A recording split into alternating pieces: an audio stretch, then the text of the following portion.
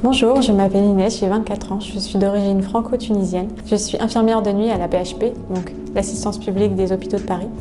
J'aime les choses simples de la vie. Ce que j'aime dans la vie, c'est partager, apporter aux autres, les aider dans leur quotidien.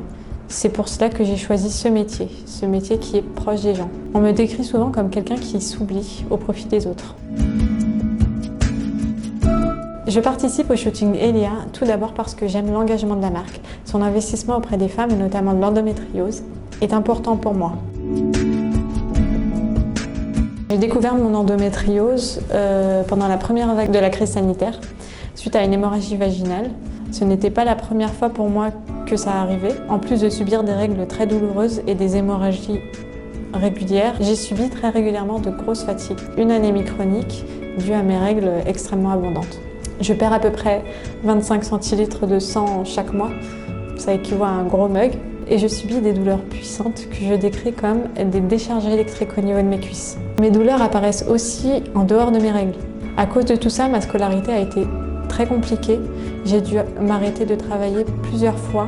Il y a des jours où je n'allais pas en cours, où je n'allais pas en stage, à cause de mes douleurs, mais aussi à cause de ma fatigue. La médecine du travail m'a alors demandé de faire le maximum pour trouver ce qui n'y allait pas dans ma santé, suite aux arrêts répétitifs. J'ai donc passé en avril une échographie pelvienne dans un centre de radiologie proche de chez moi dans mon quartier. Ils ont découvert que j'avais du coup un kyste au niveau de mon ovaire gauche. Mais comme je n'étais pas satisfaite du résultat, j'avais entendu parler d'endométriose et je m'étais renseignée sur internet. J'ai donc décidé de repasser une échographie pelvienne à l'hôpital Saint-Joseph à Paris. C'est un hôpital spécialisé dans l'endométriose. Et j'ai bien fait parce qu'on m'a diagnostiqué une endométriose sous-péritonéale postérieure. Pour faire simple, j'ai des lésions au niveau de mes ligaments utérosacrés.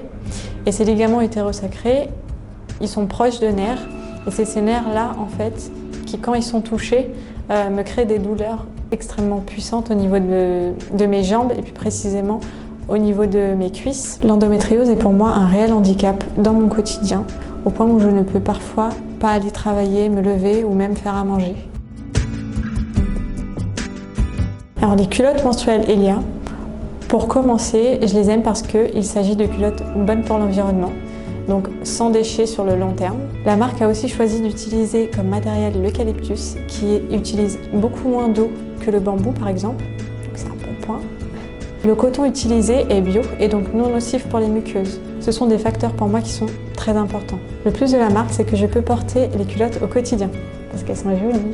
En achetant, on soutient aussi la recherche contre l'endométriose. C'est important pour moi. C'est ma façon pour moi de participer à la recherche et à briser les tabous sur les règles. Sinon, malheureusement, le shorty Armand, qui a une absorption pour un flux abondant, m'a duré que 2h30.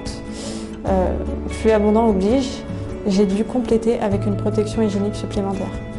Je vais maintenant tester le cycliste qui est fait pour les flux comme les miens, donc abondants, très abondants.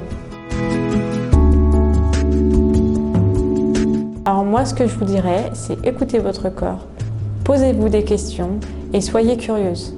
Prenez bien soin de vous et surtout vivez.